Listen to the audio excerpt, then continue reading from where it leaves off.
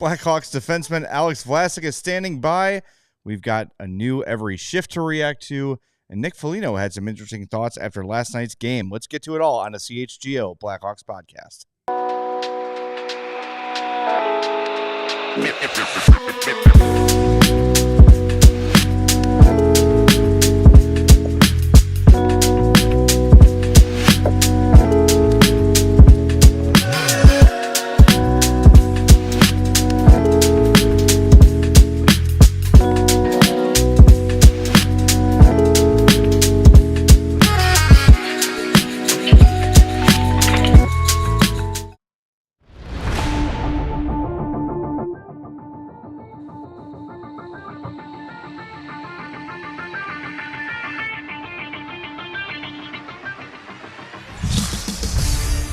Tuesday. Welcome into the CHGO Blackhawks Podcast. I'm Jay Zawaski with Mario Tirabassi. Sean Anderson's here running the show today. Sarah is sick, as everyone who watched the postgame show last night knew. Officially sick. Yes, officially sick, as if we didn't know that from staring at her for the last hour of the show. Hope she's feeling better. Do us a favor, hit that like button for us. Make sure you're subscribed to our YouTube page, but we're not going to waste any time. We've got Alex Vlasic standing by from his hotel in San Jose. Alex, thanks for being with us, man. How are you? I'm good, guys. I'm good. Last night's game, let's start there. Despite it being a 3-0 loss, we were talking about it in the postgame show.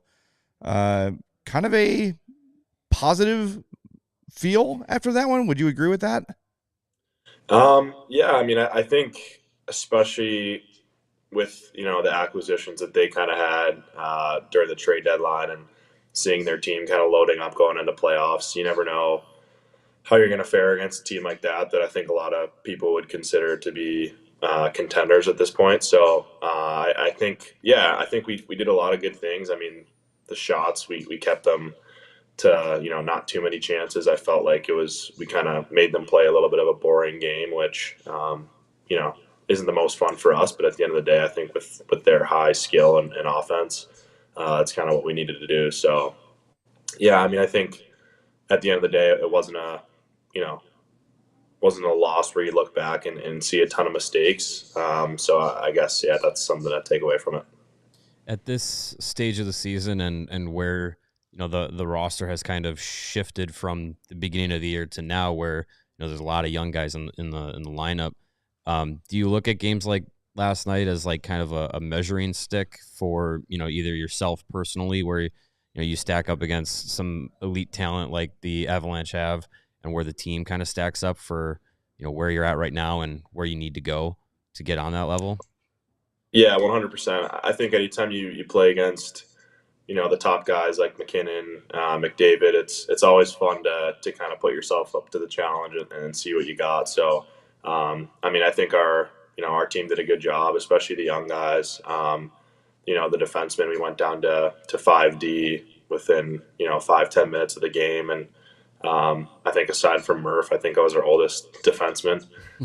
So, looking at that is kind of crazy. And I think everybody did a good job kind of stepping up and playing those big minutes, especially Artie coming in and, having a great game like he did. So definitely was a lot to kind of look at there in terms of, where we kind of stand up against the better teams in the NHL. Alex is joining us today on the Hooters Hot Wing Hotline. Anytime we have a guest, they join us on the Hooters Hot Wing Hotline, and we appreciate them for that. You talked about McKinnon and McDavid. You've played against both those guys now several times. Is there one you prefer, or is it just hold on for dear life every time you're on the ice with them? Yeah, I mean, I don't know if there's one that I prefer. I think at least with Colorado, having those two defensemen back there, they always play as a 5-man unit. Like, I feel like when you're playing Edmonton, they try to split up McDavid and Draisaitl. So you're never going up against a full 5-man unit that's just completely stacked. And I think with Colorado, you kind of have that a little bit, especially with Natchez and McCarr back there. I mean, it's like a fourth forward that's just as good. So, I don't know if there's one that I prefer. I think they both pose different challenges, and they're obviously probably the two best forwards in the league, so they they're going to get a chance almost every shift. You mentioned Artem Levshinov making his debut last night. What did you take away from watching him, and what have you kind of got to know about him over the time that you guys have spent together in the Oregon, just in the last few days since he's been called up? Yeah, I mean, I think everybody was very happy and impressed with his play last night. I remember my first game just being incredibly nervous, and he kind of just seemed like he was just another day in the office for him. He seemed very calm and collected, which was funny to see.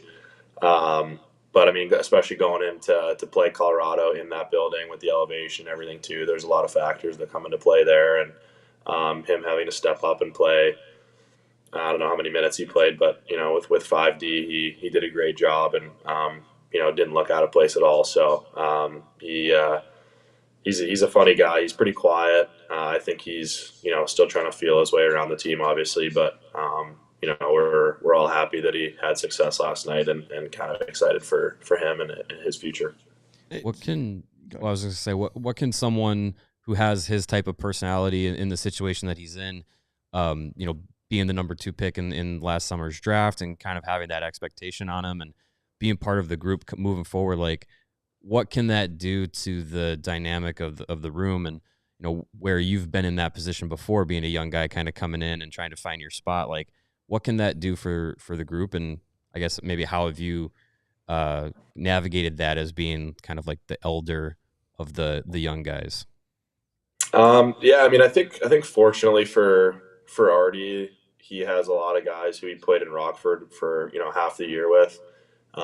With the young team we have now, I think that there's definitely a lot of comfort there that he can find. I've seen him talking to those guys quite a bit more so than myself and some of the older guys, just because he has that connection with them already. So I think that helps quite a bit.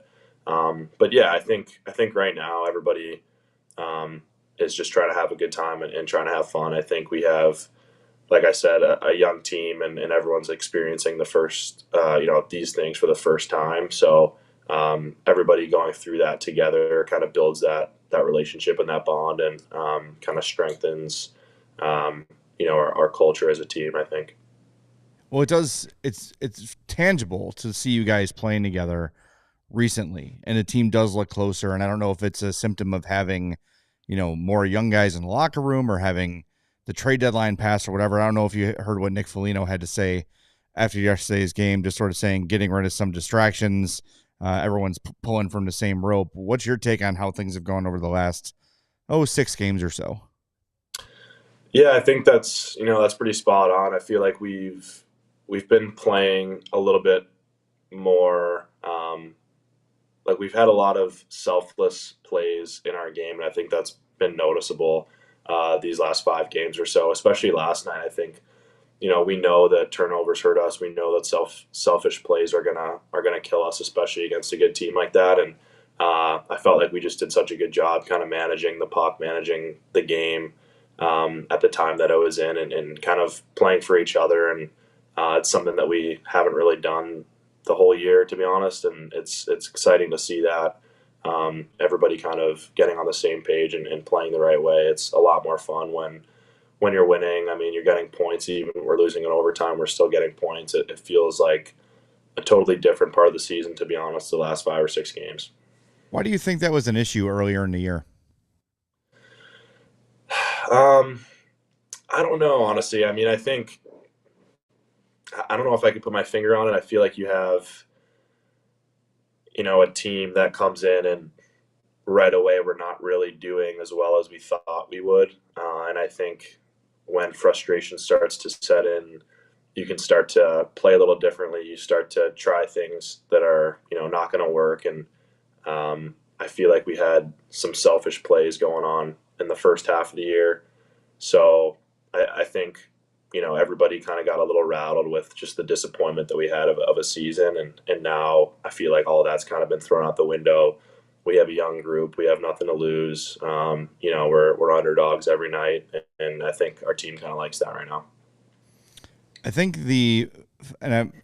we talk to the fans every night. They have a open dialogue with us after every game. And I think a lot of people are drawing a lot of conclusions that Seth Jones may have been a bit of an issue here. And I'm not trying to put you in a bad spot, but I think just having the ability to speak to you and hear from the players, like what was the atmosphere like when you knew that trade had been requested and that he would kind of wanted out? What was it like as that was going on, and then how did the room feel after the trade went down? Yeah, I mean, honestly, I think like before all that happened, I think you could ask anybody on the team. Jonesy was a big part of our team on the ice and the locker room, and I mean, he was one of my good buddies on the team. I would say, like, I have nothing against him at all. I just think, his time here wasn't necessarily as successful as he had hoped for. And I think he thought that he was just making the right decision at the time in his career. So, like I said, I think everybody loved him as a teammate, and won't say anything bad about him. But I think it was a little bit of a shock, to be honest. I mean, at least for me, hearing that from him right away was just kind of crazy to hear that all of a sudden, bang, he's talking about requesting a trade. And I don't think it necessarily affected our play as a team, but I mean, anything like that definitely creates some distractions within the locker room, and it's that outside noise kind of starts to trickle into the team, and you hear guys don't want to be here and don't want to be a part of it, which is, like I said, which is fine for whoever it may be if they think that they're going to be better off somewhere else. But I think with a young team that maybe doesn't know how to handle some of those situations, I mean, for myself, I obviously had never experienced anything like that. I think I can definitely throw everybody for a loop. With guys like Nick Foligno and Pat Maroon around, how have they kind of helped navigate the group as kind of the heads of the leadership through this last, I'd say, 2 weeks, with the trade deadline and everything going on? They've been great. I think we have really good chemistry as a team right now with the older guys and the young guys. I think our younger guys are really good dudes and get along well with the older guys. And I think when you have respect for the game and you show respect to the older players, they're going to return that to you. So everybody's kind of been gelling really well together. You kind of see the younger guys looking up to the older guys, and it feels like we're starting to become pretty close. What's the dynamic when you have the trade go down, and Seth's the one leaving the organization, but you're bringing in a guy who you're familiar with Spencer Knight, who's looked at as a legitimate number one goaltender moving forward here. What was your reaction, or kind of what's the mood when you have a young guy like him come in, that you look at the goaltending situation and moving forward, like that kind of feels like that's a big addition to the team and their future plans? Yeah, I mean, I was excited. I think obviously the connection that I had with him, played with him before, that got me, pretty pumped to just be able to play with him again and talk to him and have that relationship. But I think anytime you get a young guy who is a stud, obviously, in between the pipes, he's been great for us so far. I think shows a lot of promise. It's exciting for the team and the fans to just, maybe that's one more box that's checked off of, what we need in the future as a team. So, I think he's shown everything that he can to be, our goalie, our go-to guy, and he's a really good presence to have around the locker room. Good leader, and his experienced his Stanley Cup run with one of the best teams in the league. So to get that experience within our team and kind of see what he can bring in that sort of way is priceless. When you've got a guy in net playing that well, how much does that free you guys up to be a little more creative, take a few more risks when you just have absolute trust in the guy between the pipes? Yeah, it's definitely felt a little different between him and Sodi. They've both been playing so well. It feels like you said, there's a lot of trust there, and Nider's obviously been really good at playing the puck, which is a huge help for the defenseman. Sometimes kind of just bypassing us on those breakouts and hitting the wing right away. saves us some time in the D zone. So it's been a huge weight lifted off our shoulders. How do you, when you get a goalie like that on the fly, I've watched Spencer Knight play a few times, but I had no idea he was that good with the stick and that aggressive playing the puck. How big of an adjustment is that for a defenseman to say, oh God, yeah, he's out there wandering and I need to kind of adjust the way I play. Whereas maybe you would go behind the net to retrieve a puck. Now he's doing it and you sort of stop at the blue line and wait for the pass, right? Like what changes for a defenseman with that when that happens? I mean, I like it. I think it kind of frees you up a little bit. And sometimes you can read him, obviously with some experience and some games being played with him, but you can read whether or not he's going to, bypass the first defenseman, and you can kind of join the rush. So little things like that, but it's definitely, I think you got to get used to the way he kind of plays the game, the way he handles the puck, and there's always going to be a little bit of a learning curve there for new players in general and new goalies, but so far he's fit into our team really well. He's getting an assist this year. It's happening. Oh, 100%. Yeah. He tried to go for the goal in his first game. Yeah, that was that's empty, right. Yeah, first game he did that. That first game was insane, and it's interesting. He makes his Chicago debut, and I don't know how much you guys notice, like when you take the ice, but he's announced and the crowd is super loud. He's named number one star, and the crowd is loud, and just like that, like a folk hero was born in Chicago. That's all anyone wants to talk about. If he sits, people are mad that he's not starting every 3 games in 4 nights. Why isn't Knight playing all 3 games? He is immediately taking the city by storm, and I hope he's feeling that, and I hope you guys are recognizing that this fan base, while the season hasn't gone as expected, like they're just waiting to go crazy about this team. I hope you guys feel that.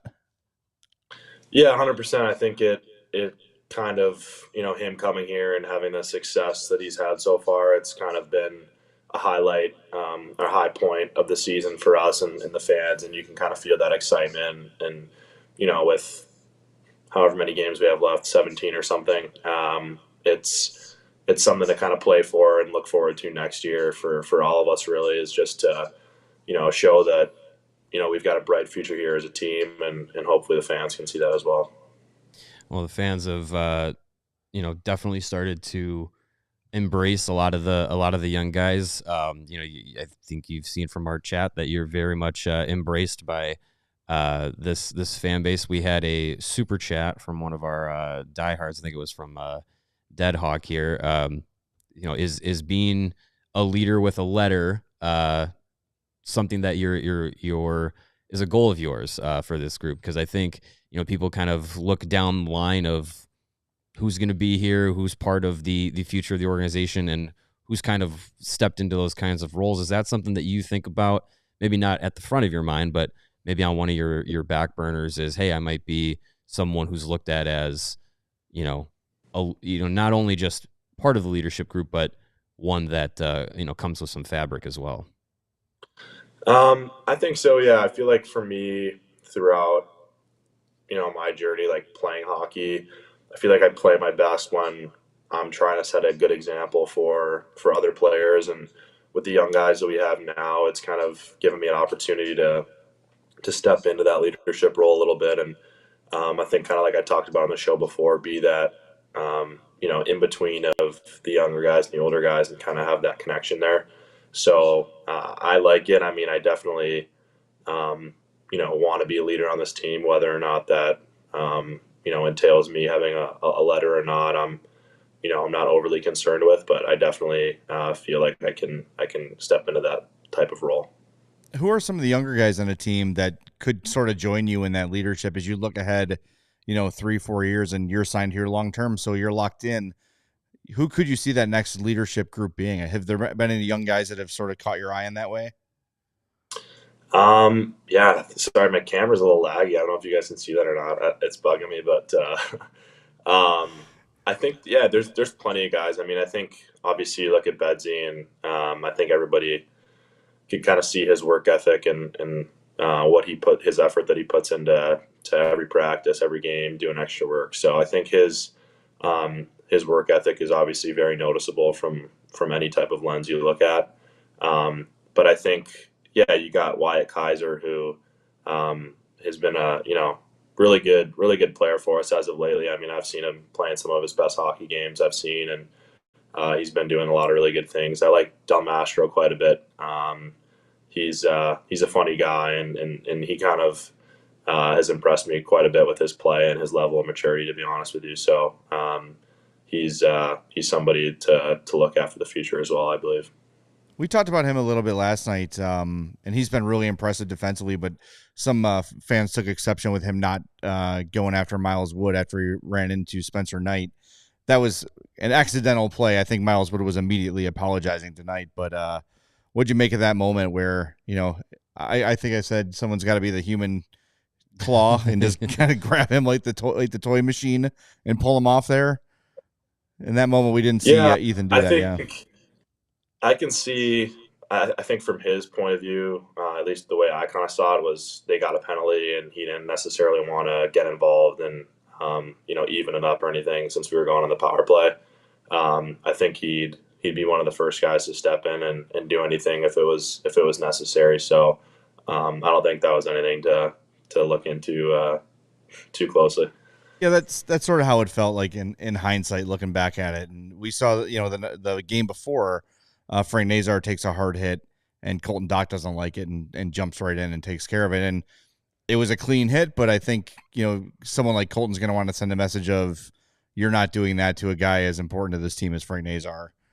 So when you see a teammate respond like that, how does it feel on the bench?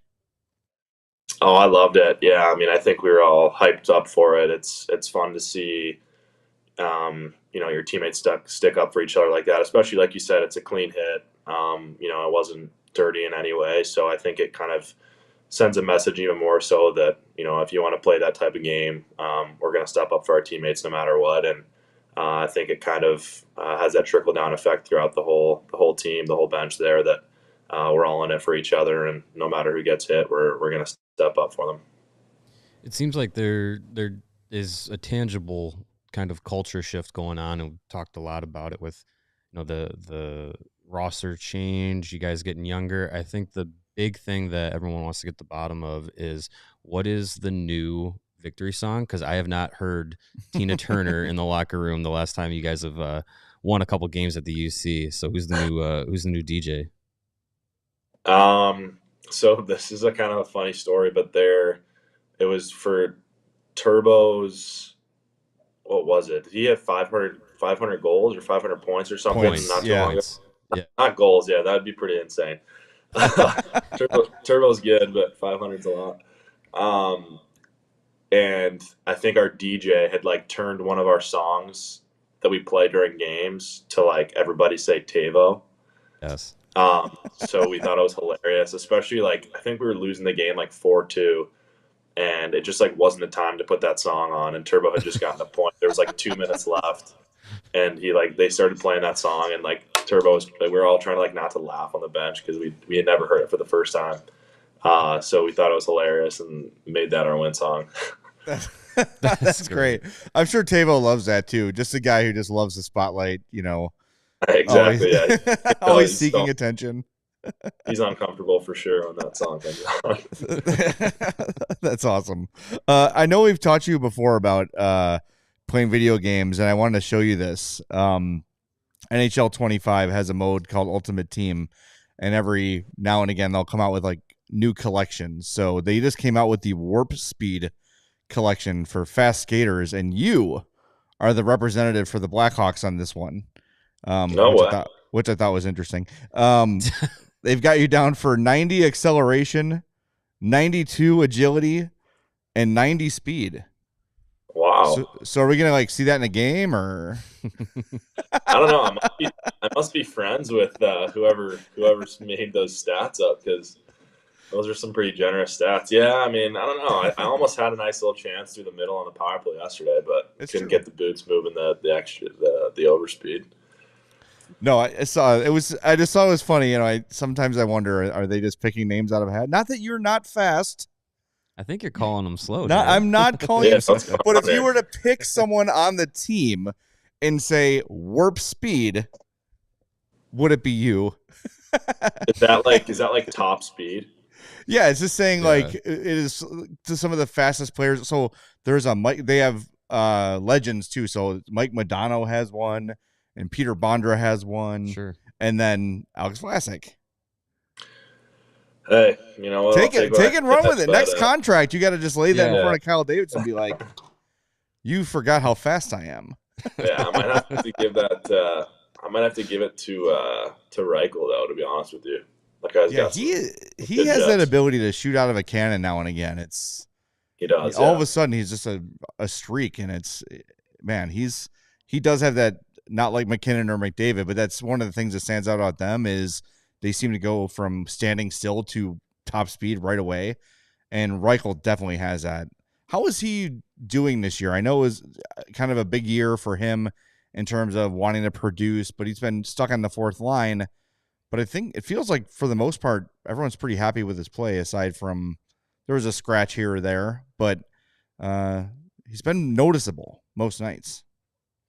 Yeah, I mean, I think as far as somebody, you know, like a teammate of his, I love his game and where it's at. I think the last year or two, he's kind of been told to play a little bit more detailed, more physical, and, you know, a little bit more of a two-way game. So I think he's done just exactly that and done a really good job of it. I hope to see him get a little bit more opportunity. Like you said, I think he has, you know, not had the most minutes and everything like that. And he's been such a good part of our team. He's a really good locker room guy, to be honest with you. I think he kind of brings everybody together, and he's always keeping it light and joking around. So he's been, such a big part of our team, you know, not just on the ice, but I think kind of building the relationship that we want within the locker room.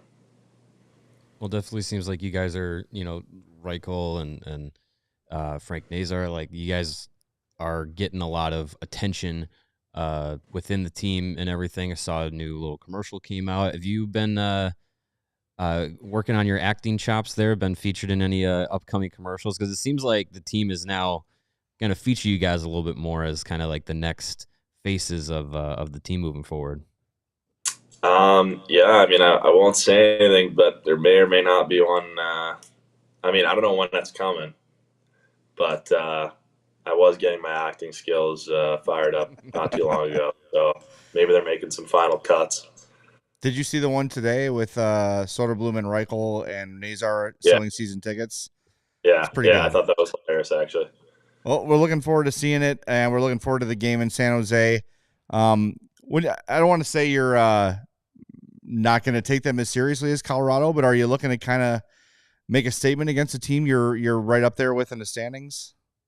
Yeah, 100%. I feel like it's a good opportunity for us to kind of stick it to them, to be honest, and show them that, you know, we haven't had the season that we've wanted, and obviously we're next to them in the standings. But I think that you know, we are a better team, and I think all of us kind of want to prove that you know, we don't want to be lumped in the same category. All right. Well, enjoy the weather you have there. Enjoying the day off. Yeah, enjoy the day off. Well deserved, and have a great game Thursday. Thank you, guys. Yeah, I appreciate it. All right, we'll talk to you soon, Alex. Thanks a lot. See you later. That is Blackhawks defenseman and warp speed skater Alex Vlasic joining us on the Hooters Hot Wing Hotline. We thank them for hooking us up with the hotline and some hot wings. Yes, those are good. Yeah. All right, we've got a lot to get to coming up next. There's a new every shift that dropped today, and there's a lot of news in there. We want to get a little more into what Nick Foligno had to say after the game as well. Before we do us a favor and hit that like button for us. We're right on the cusp of 100 likes, so please, please, please hit that for us and take advantage of our Die Hard sale going on right now. $36 for the whole year. That's from now through Friday. Take advantage. Scan that QR code on your screen. $36. And yes, indeed, you do get the t-shirt when you sign up. So jump on that, take advantage. And, you know, as Alex is hinting at things, you and I can hint at things. Maybe some good stuff coming for our diehards this week. Wink. So you might want to take advantage if you've not already. Yes. Back with more on the CHGO Blackhawks podcast coming up next.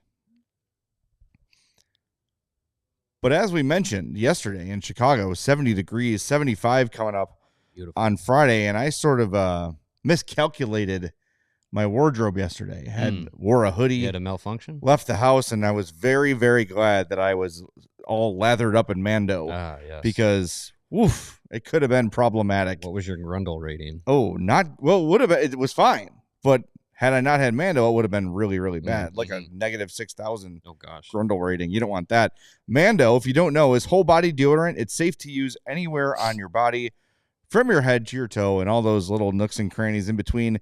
Created by a doctor who saw firsthand how normal BO was being misdiagnosed and mistreated. They've got tons of great scents. My favorite is the Clover Woods, the Mount Fuji, the Pro Sport, and the Bourbon Leather. If you want to smell like a man, it's clinically proven to control odor better than a shower with soap alone. By the way, Bourbon Leather. They just like soak the leather in bourbon and be like, yes, that's what I want to smell like. You don't dip your leather in bourbon? I don't. No. I do. All right. Well, it's great for the leather. I would imagine so. So here you go. Mario is talking about how my Grundle smells. 12 hours after a shower, the average man's Grundle odor was a 5 without Mando. With Mando, it's a 0. That's all you need to know. Mando Starter Pack is a great way to kick off your lifetime dedication to Mando. It comes with a solid stick deodorant, cream tube deodorant, and 2 free products of your choice like the mini body wash and deodorant wipes. Keep those deodorant wipes in your glove box. They come in very handy. And you'll get free shipping. And as a special for our listeners, new customers can get $5 off a starter pack with our exclusive code CHGO at shopmando.com. That equates to over 40% off your starter pack. That's SHOPMANDO.com. Please support our show and tell them we sent you. Smell fresher, stay drier, and boost your confidence from head to toe with Mando. You know when you might be sweating it out is when you're playing Prize Picks. It's the second half of the basketball season, well into the second half of the basketball season, really. And the race to the playoffs is heating up. The Bulls are in a playoff spot. As we all predicted. Well, Big Dave and Matt aren't here, but as much as that might be to their chagrin, they are gunning for that 10th seed, and they're going to get it. You heard it here first. And with Prize Picks, it's your best place to cash in on your favorite teams and your favorite sports. Don't miss your chance to cash in with the league's best fight for playoff positioning. Prize Picks is awesome. It offers weekly promotions that can lead to big payouts like today, Taco Tuesday. Each Tuesday, Prize Picks discounts select player projections up to 25% to provide even more value with your lineups. As I lose my place in the read, Prize Picks is the best way to get action on sports in more than 30 states, including California, Texas, and Georgia. Super easy to use. You just create a lineup with a bunch of different stat projections, and you either pick more than or less than on different player stats for your shot to win up to 1,000 times your money. So download the app today. Use the code CHGO, and when you do, you're going to get $50 instantly after you play your first $5 lineup. Again, download the Prize Picks app, use the code CHGO, and get $50 instantly after you play your first $5 lineup. Prize Picks, run your game. Yeah, I was going to ask you about Georgia, if that was an option for Prize Picks. Georgia. Thank God we sorted that out. Good stuff. Yes. Hey, you know, the CHGO Blackhawks crew and the CHGO crew in general, we are a wide-reaching product. That's true. Diehards worldwide, all over the globe. Yeah, it's a growing brand, and it's good time to hop on. And we got Holly's here every show from the UK. Yeah, we've had people from Portugal and Australia and all over the place. So, including the continental United States and Hawaii and Alaska. That's right. All over the place. Offer not valid in Florida. No, it's not true. No, Anywhere it lists YouTube. Florida here. And, so podcasts. Free. Good stuff. Yes. But yeah, jump on that diehard it's like the internet. Promotion. It's very accessible. Because you're going to want it. That's all I'm saying. Mm-hmm. That's all I'm going to say right now. All right, we've got some news. If you missed the latest episode of Every Shift, it came out this morning, and they outlined Lev Shinov's call-up during the All-Star break and the trade deadline, and something that we didn't know about, Kyle Davidson had heart surgery on February 12th. So he revealed in the Every Shift episode he has a condition called, I'm going to say this wrong, I'm sorry, tetralogy of Fallot, and had 2 open heart surgeries when he was 1 year old. Mm-hmm. In 2019, he had his pulmonary valve replaced. And then this past February 12th, he had it re-replaced. It failed and had a new one put in. And they actually show him. It was like an episode of ER. It really was. Going under surgery, you're seeing the x-rays of the thing being implanted. No idea that was happening, but bounced back and is feeling good, feeling much better. So I guess we don't need to send him anymore, but best wishes to Kyle Davidson. Yeah, I mean, no clue that was happening. It's been his heart condition has been something he's dealt with his entire life, obviously. Yeah. But yeah, I mean, it's an ongoing thing, and what's crazy is, you know, he's dealing with that. He's got 2 very young children at home. So this episode was a really interesting, like, behind the scenes look at just kind of like his life away from the rink, and he's got all that going on while also maintaining, you know, the position of being the Blackhawks GM and doing it through, you know, a big trade deadline, and just a really fascinating look behind the curtain and seeing how Davidson is operating and everything and how he's being operated on. Nice. And you know, it was going on during the time in which he's negotiating the Seth Jones trade and how that all came to be. And he says that, you know, those initial talks started pre-surgery, so that's at least the beginning of February. And then it was February 23rd. I'm actually going to check that right now. Yeah, like the comments that Jones made, basically saying like, yeah, I've requested a trade. We've been in contact and talking about it, and doing that publicly was basically like 3 weeks after, you know, 3 weeks into February. So that's if those. So February 26th was his last game. That was the game he said we've been the same team since the beginning. February 21st is when he said my timeline might be different from the Blackhawks. So that was 2 days after he initially talked to Ben Pope. So that would be the 19th. Will be the first we had any sort of indication that Seth Jones wanted out. So, and again, the surgery was the 12th. Yeah. So the conversations had clearly been going on for a while. Yeah. And Seth, that's I think why he spoke, because I don't think he felt like they were moving fast enough. I hope he didn't know about the surgery his general manager was having. Yeah, that could be a thing. But I mean, this is a reason why the Blackhawks have a plethora of assistant GMs, and that's a reason why you have people that you trust, guys like Norm McIver and Brian Campbell, that I'm sure while Kyle Davidson was told, like, you cannot be on your phone, rest your heart for a few days, someone else could have, you know, been kind of in his place for a short bit. But yeah, just again, just kind of like a fascinating look at how everything was going down at that time. And you know, you see in a few of the clips from the episode, and I'd recommend, you know, checking it out on the Blackhawks, both their website and their YouTube page. Once we're wrapped up here, you can go check that out. But it's just, you know, you get to see the interactions in the locker room. You know, it was a good episode to kind of see how things are operating in Rockford. They talk with Kevin Korchinski a lot, Sam Savoie as well.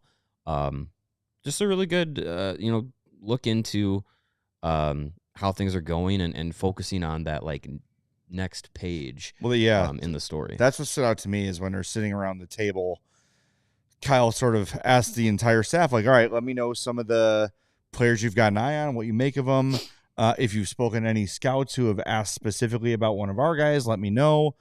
And but he said, but keep in mind, we want to make sure there's opportunity here at the end of the year for young players. And one term he used that I really liked was he said that they want to give as many young guys an opportunity they can to create a blueprint for next season to say, okay, we played 11 guys under the age of 23 against Colorado. How many of these guys do we see as everyday players next season? How many holes do we have to fill in the offseason? Right. It's cool. I think the process is sound. The season's lost. Right. Bring the kids up, let them play, see what you've got.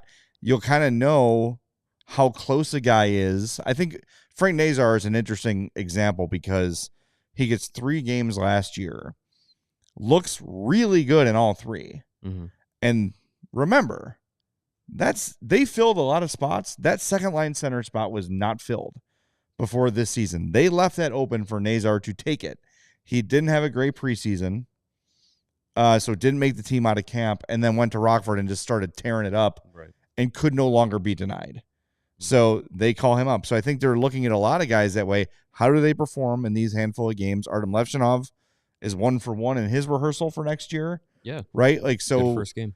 And they'll see how this goes, and then from there develop a plan on how do we handle, the middle of April to the beginning of October in terms of filling out these roster spots. Yeah, and I think as we've kind of discussed on a couple of shows in the last week or so, that's the focal point is what can those guys do to set that table going into next season? Like what kinds of performances are you going to see?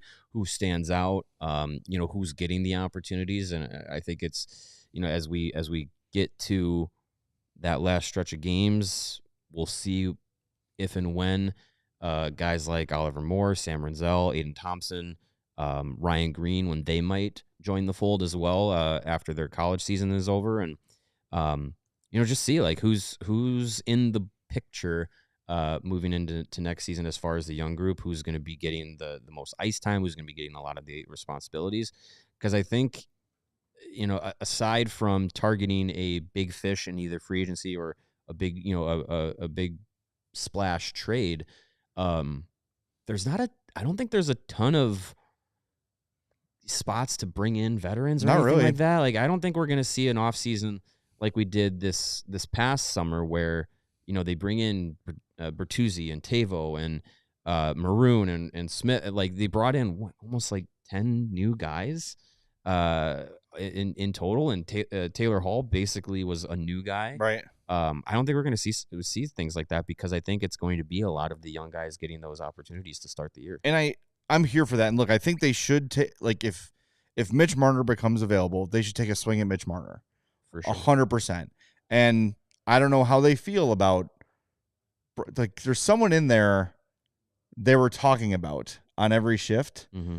They said he's just had a really bad year, and like it doesn't make sense. Like, what's wrong with it? Like, I think they're talking about Pedersen or Best. They're talking about a Canuck. It's the conclusion that I drew. Yeah.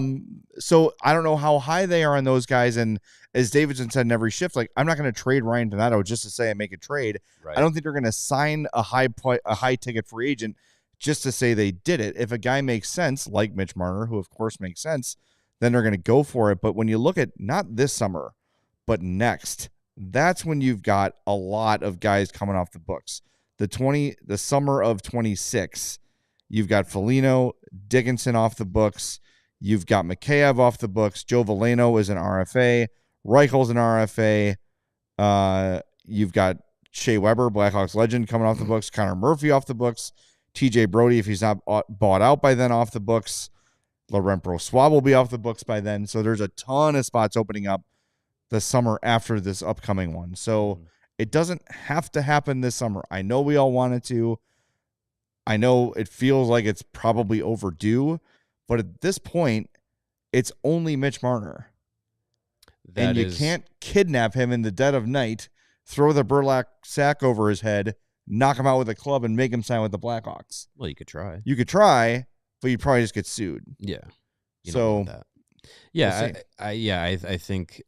I think there is an opportunity this summer to make a move like that. And if it's not Marner, names like Brock Besser are out there, Nikolai Ehlers is out there. Like, those are that second level of free agent should they get there. And those still improve the team.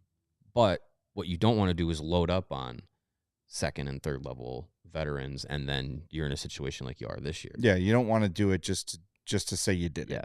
Like Chi-Town in the chat says, need to get Bedard a star winger to play with this next season. Well, you can do that, but they got to be available. Mm-hmm. And if it's not Mitch Marner, then it's going to take a trade. And last time we got into it a little bit, like Matthew Barzal, are the Islanders going to trade him? Right. We don't know. Like, so it's, as Kyle Davidson said after the deadline, it takes two to tango, but rest assured, they're trying. They're working on it. They try to get Jake Gensel. They're going to try to get Mitch Marner if he becomes available. But it has to make sense, and it can't be something that 3 years from now they're going to say, God, this guy's really underachieved. We're paying him a ton. I wish we hadn't done that. Right. And now they got to try to find a way to get out from under that one. So I think one thing you can say about Kyle Davidson is that he is measured, he is practical, and he's aggressive when he needs to be. Yep, that's what you want out of your GM. All right, we got to hit the break zone. Do us a favor. We are over 100 likes. Love that. Let's get to 125 at least. Hit the like button for us, and be sure to subscribe to our YouTube page as well. And if you're listening on the podcast, thank you. Make sure you are also following us or subscribed on your favorite app. Back with more on Davidson and Nick Foligno a little bit coming up next. If you are in the market for a new vehicle, you need to check out our friends at Ray Chrysler Dodge Jeep and Ram and get more power to you during the Dodge Performance Days. Now is your chance to score a great deal on your next vehicle. Head to Ray Chrysler Dodge Jeep and Ram on Route 12 today to choose from their huge inventory of new Chryslers, Dodges, Jeeps, and Rams' vehicles.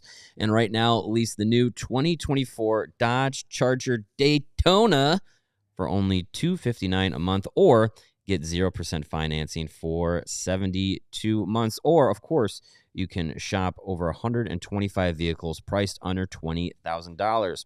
With a friendly team of brand experts, the team at Ray Chrysler Dodge Jeep and Ram is here to help you during each step of your car shopping journey. Plus, since they prioritize affordability, you know you won't overpay for the vehicle that you need. And with Ray's price promise, you can shop confidently with no add-ons, no hidden fees ever. The price you see and hear is the price you pay. It is that simple. So go check out our partner today to shop one of the Chicago area's largest inventories. Find the right new vehicle for you, then drive home happy. The team at Ray Chrysler Dodge Jeep and Ram is the only one that we recommend. Don't miss out on Dodge Performance Days going on all month long for low lease and financing rates on the new 2024 Dodge Charger Daytona. For more information, visit Ray CDJR today on Route 12 in Fox Lake or online at raycdjr.com. They've been serving the community since 1963. And if you haven't noticed, life's been a little crazy for everyone. Everyone lately. And one thing that's helped me unwind are Cornbread Hemp's CBD gummies. I pop one of those, frankly, every day, depending on how close I am to work. Like if I have a 2:30 show, I don't do it in the morning.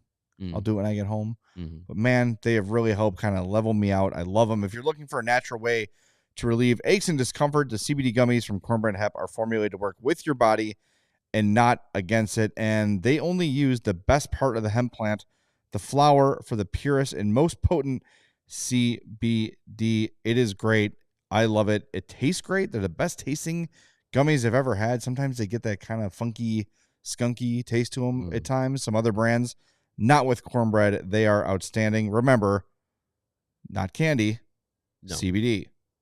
Don't pop them like they're gushers or anything like that. They're organic, vegan, and gluten-free, so no poo-poo accidents. Nice. Made with full-spectrum CBD for maximum potency, and their flower-only, trademark, extraction means you're not eating sticks, stems, or leaves like my dog.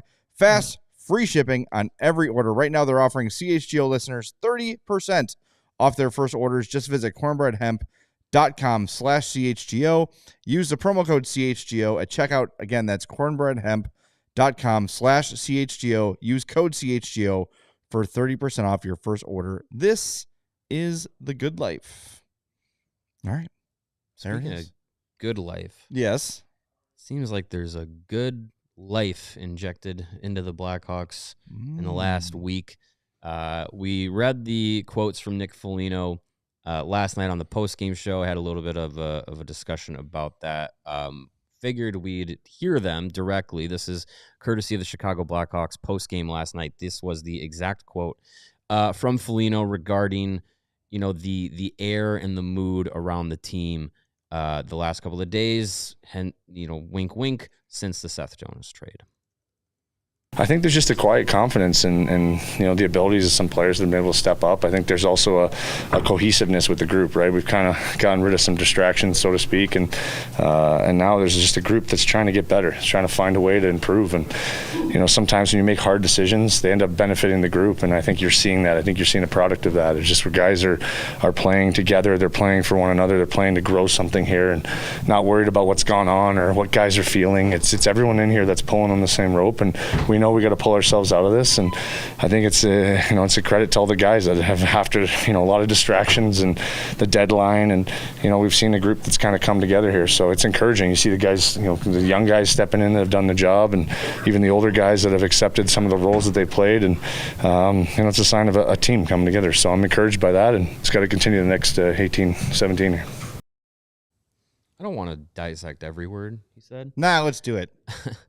But I think, also kind of throwing in the comment of like the veteran guys who've accepted their role here. I think that's a big part of it, because not to say Seth Jones had to accept any other role. He was the number one defenseman on this team, and he was the guy that was expected to play in all situations and do a lot of those things. But I think it also kind of comes down to, some guys that maybe were trying to do too much. Maybe they were trying to do over the course of this season too much in their role rather than, fitting into right. What the team needed out of them. We heard from Alex earlier about how maybe there was a bit of selfishness in the way some of the guys were playing, some decisions that were being made and style, playing a different style than they have now, where with the young guys, it's more of a group effort, more of a team game. It just kind of seems like there is a more team-focused mentality. 100%. And I think that's a big thing moving forward. And we talk about culture and, setting up next season and getting these young guys acclimated and feeling like they're pulling in the same direction. If you can get a young group like that working as a team, feeling like a family, a brotherhood, as Alex Vlasic has used that term a number of times, like that's a big thing moving forward. And when you can have that collective group and you don't have guys in the room that you kind of look, maybe you look at and you're like, well, they're doing their own thing while we're over here trying to, build something, like that's a big difference.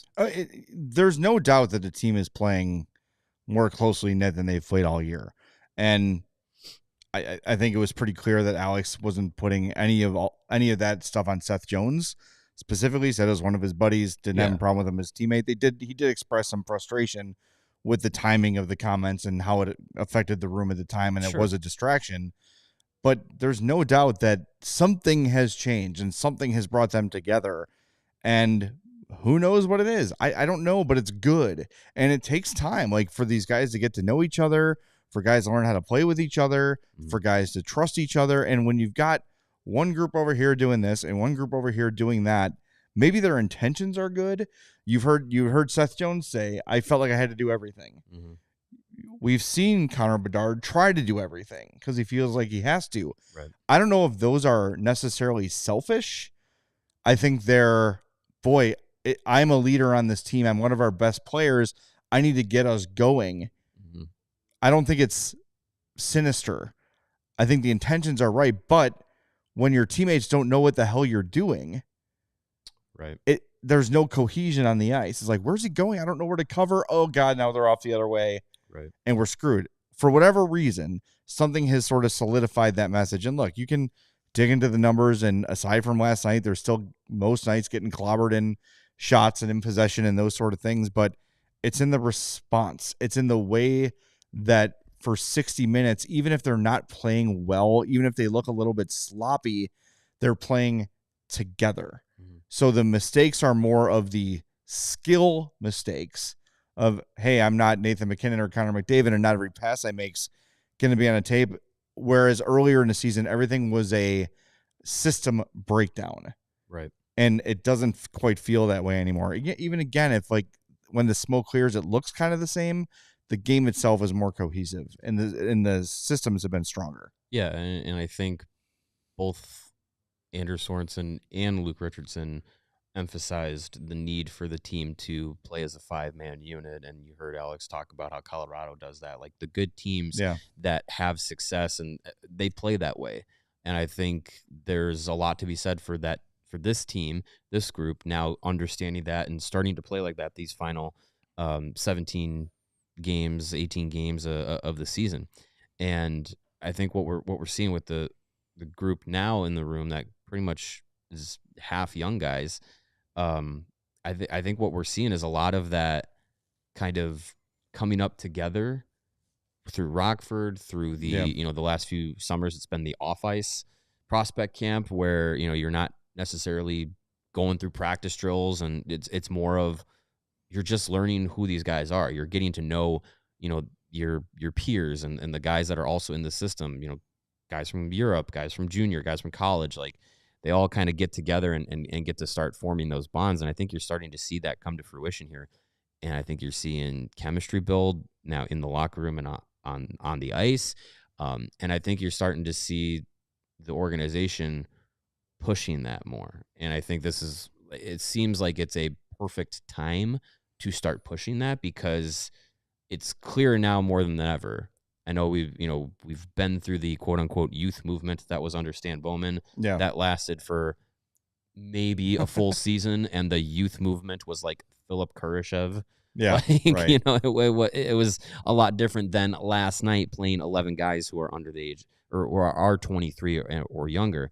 And so it's starting to kind of turn that page. And you mentioned it with Alex, like the team putting out the season ticket, promotion with Frank Nazar and Arvid Soderblom and Lucas Reichel. Like they're clearly pegging some guys of like, these guys are going to be promoted. These guys are going to be part of these things. And it kind of brings me, I don't want to get too far ahead, but it brings me back to that time frame where we saw like on Blackhawks TV back in the day and WGN back in the day, where you'd see Patrick Sharp and Brent Seabrook and Duncan Keith doing those commercials and like opening up the city and the fan base to now connect with these guys and being like, hey, get excited about this team again, because something's happening here. Yeah, I'm glad they are. It's they've got really good personalities on these young guys, and they're very marketable, very sellable. It's obviously starting with Bedard, who came into the league as already a star. Right. But Frank Nazar is selling jerseys. Alex Vlasic is selling jerseys. Spencer Knight. Yeah, we saw very quickly the night of his debut. Jerseys. Someone had one walking out of the building. Like, they've got a lot of young star power, and not only that, guys who are willing to do it, guys who are willing to participate in those things and try to actually care, try to put some effort into the job. It's great. And I think I've also noticed too, like some of the in-game features they've been doing have been better and funnier, and they're getting more of a commitment from the players than they've gotten in years past. I think I said to you the last home game they were doing it's called like the generation gap or something like that, where they'll have like Martinez and Foligno and Maroon, and then they'll have like Vlasic and Nazar and those guys doing these little bits and stuff. And I'm just like, why is it mid-March? And now we're seeing these things. Like that should have been, I felt like that should have, and again, production is I've been on that side of things before, and it takes time. But I'm just like, man, if we could have had these things in like November and December, I feel like this whole narrative of like the vibes around this team would have felt a lot different, because you would have seen some of the personality of the younger guys and how it mixes with the veteran guys and things like that. Just to jump in with my own thought I like you were very much in your I'm ready to speak pose. You were in your Ricky Bobby. I don't know what to do with my hands. I don't know what to do with my hands.